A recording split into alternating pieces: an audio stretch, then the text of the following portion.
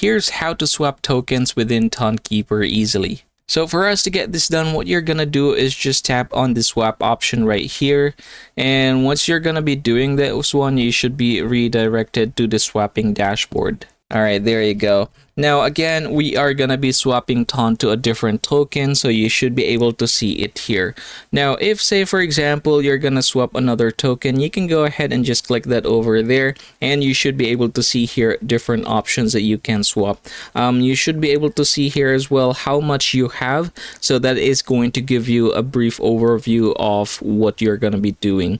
Now, let's say for example, we're gonna be swapping Tether, and then we're going to go ahead and click the receive button right here in order for us to choose what we're going to be swapping it with. Say for example this one, I'm going to go ahead and click this, and yeah, what you're going to be doing from this point forward is just simply enter the amount here that you're going to be swapping. Say for example, if I have a 25 USDT or Tether, what's going to happen is this is the amount that I'm going to be getting in terms of this swapping coin that I have chosen.